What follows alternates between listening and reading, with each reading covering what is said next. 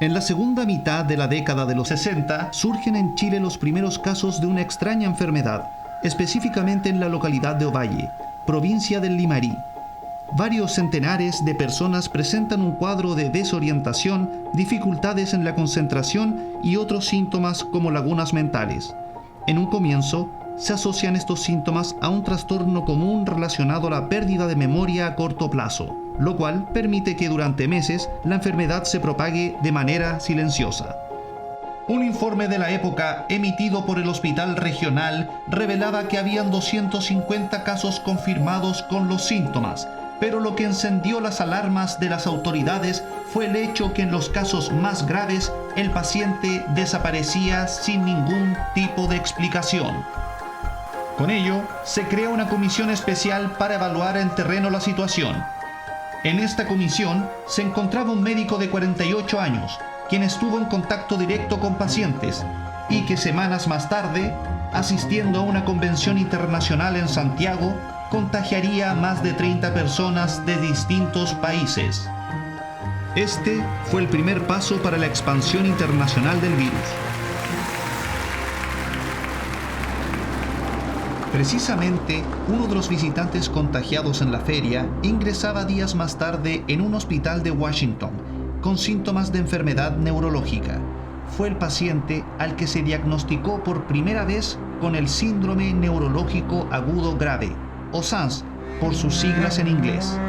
El dictamen lo estableció la doctora Carla Urbani, especialista en control de enfermedades de la OMS, quien dio la alerta sobre la gravedad de esta nueva enfermedad y estableció los primeros procedimientos de control en hospitales y protocolos en los cuidados de los pacientes, pues para este entonces el número de contagios creció exponencialmente y los síntomas de la enfermedad comenzaban a empeorar, lo que produjo el caos colectivo.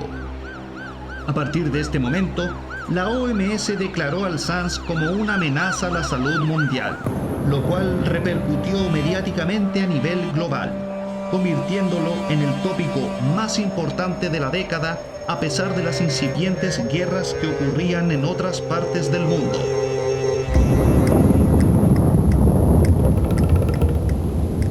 Comenzaba así la búsqueda incesante del origen de la enfermedad con el fin de contener su avance, y fue la propia doctora quien se trasladó a Santiago de Chile y desde allí lideró la investigación, coordinando los esfuerzos de un grupo de científicos de laboratorios de 11 países. Este trabajo dio sus frutos en un tiempo récord. En solo 6 meses demostraron que el causante del cuadro neurológico era un virus y desarrollaron una prueba para detectarlo. Sin embargo, a un mes de este logro, durante un viaje entre Santiago y Buenos Aires, la doctora Urbani comenzó a sentir los síntomas del SARS y 18 días más tarde desapareció desde un hospital de la capital chilena.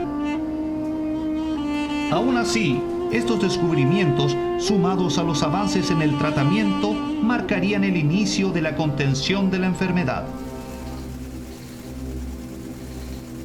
La OMS actualizaba constantemente los datos sobre la evolución del SARS y los esfuerzos para controlarlo, a través de distintos boletines informativos, uno de los cuales, emitido a 3 años desde la aparición de la enfermedad, señala que, para esa fecha, su propagación había tocado techo, registrándose cada vez menos casos nuevos y observando una paulatina mejora en los pacientes contagiados.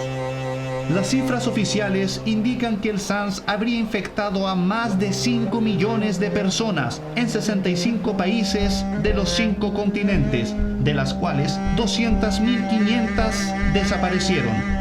Y hasta el día de hoy no conocemos su paradero.